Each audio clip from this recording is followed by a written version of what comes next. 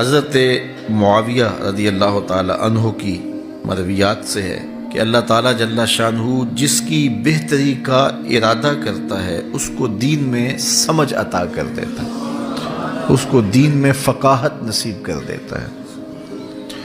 دولت کا کثرت سے مل جانا یا نہ ملنا یہ کوئی بات نہیں ہے۔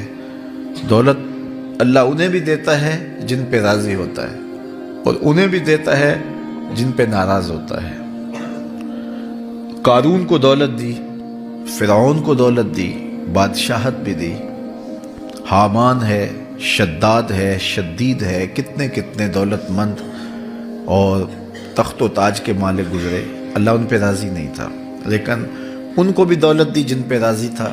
حضرت عثمان غنی کو دولت عطا کی، حضرت عبد الرحمن ابن عوف رضی اللہ تعالیٰ عنہ کو صحابہ میں سب سے زیادہ دولت مند حضرت عبد الرحمن ابن عوف تھے، ان کو بھی دولت عطا کی، اور بھی لوگوں کو، حضرت سلیمان کو پیغمبری بھی دی، دولت بھی دی، بادشاہت بھی دی۔ تو دولت وہ اسے بھی دیتا ہے جس پہ راضی ہوتا ہے، اور دولت اسے بھی دیتا ہے جس سے راضی نہیں بھی ہوتا، لیکن فقاہت فی الدین، دین کی سمجھ صرف اسے دیتا ہے جس پہ راضی ہوتا ہے۔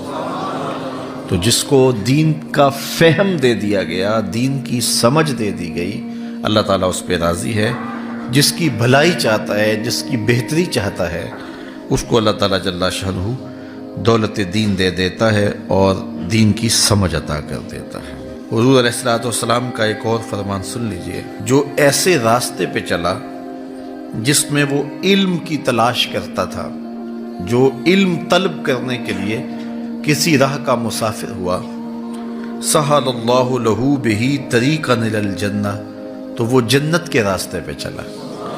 جتنے قدم اٹھاتا ہے وہ جنت کی طرف قریب ہوتا چلا جاتا ہے۔ تو راہ علم کے سفر میں اللہ نے اتنی برکتیں رکھی ہیں۔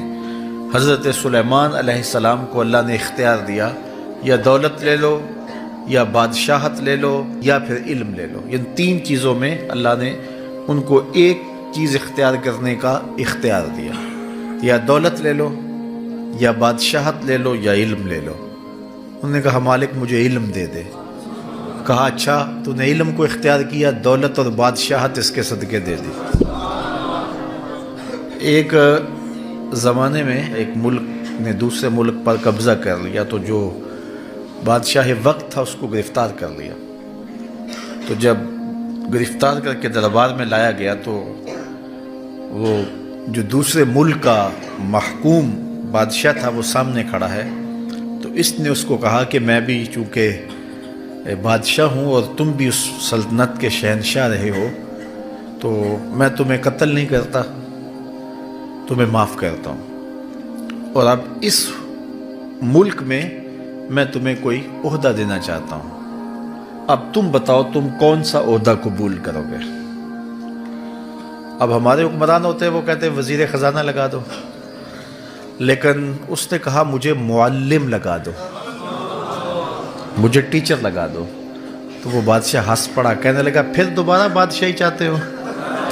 تو یہ بادشاہی ہے، یہ شہنشاہی ہے۔ تو جو راہ علم پہ چلا وہ جنت کے راستے پہ چلا، اللہ اس کے لیے جنت کی راہیں بھی آسان کر دیتا ہے، اور دنیا پہ بھی اللہ تعالیٰ اس کو عزتوں سے نوازتا ہے۔ تعلیم و تعلم کا جہان حقیقی جہان ہے۔ تو باقاعدہ 8 سال کا کورس کرے یہ تو ہر شخص کے لیے ممکن نہیں ہے، لیکن سب کے اوپر لازم ہے کہ وہ ضروریات دین سیکھے۔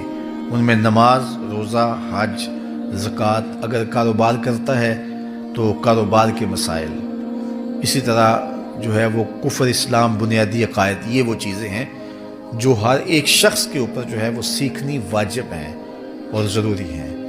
تو ان کو سیکھنے کے لیے علمی حلقوں میں جانا، بیٹھنا، علماء کی صحبت میں بیٹھنا، یہ اپنے اوپر لازم کر لیں۔